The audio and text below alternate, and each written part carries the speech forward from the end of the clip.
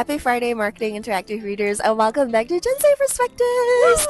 As you can tell by our backdrop, we are at PR Asia, Singapore. We just wrapped this up, so we are like on a bit of a high. A bit of a high, actually. A bit of a high. A bit of a high. I've had 5 coffees. 5 coffees. So let's kick into our top story of the week. Danya, do you want to take a lead from that? Yes. So one of the biggest stories this week was Colin Chan is stepping down from Great Eastern. After 30 years with the group. His latest role was Managing Director of Group Marketing. Him stepping down follows the recent appointment of Kwek Poroi Lee Chu as Managing Director, Group Integrated Propositions and Platform. So wishing Colin Chan all the best and good luck to Lee Chu on her new appointment in September. The next story is Maybank's latest campaign, Hungry Neighbors, which honestly I feel is so cute because it makes something as, no offense, boring as like cross-border banking so fun. So the campaign basically saw like a content creator from Singapore and a content creator from Malaysia take each other to like their favorite eateries, their favorite spot in each of their countries, which is honestly like so great because Singaporeans and Malaysians, if there's one thing that we love in common, it's food.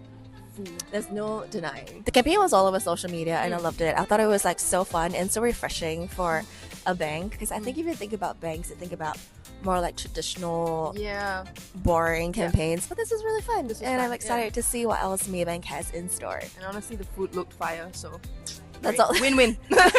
Now for our final story, it's a little bit of a touchy subject, but I guess this is why we're here discussing it at PR Asia because it's so necessary. Something that we noticed was that Malaysia Airlines and Batik Air had similar campaigns recently. You guys can check out the story yourself to see what were the similarities.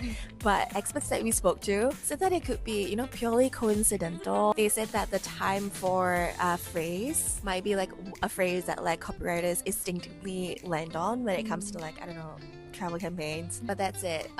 Thorough checks should always be done to avoid such situations because I think as a brand you would hate for someone to say that like you're copying. Experts that we spoke to as well touched on the fact that there's not much room for difference in the tourism field. I guess there's you can look at this scenario both ways, but like you said, I also feel like thorough checks should be done to avoid scenarios like this. I imagine that it might be a bit of a pure nightmare if any brand is being told that they're copying one another. So speaking of PR. Speaking of PR Asia. Speaking of PR. So here's a quick look at what went down at PR Asia Singapore.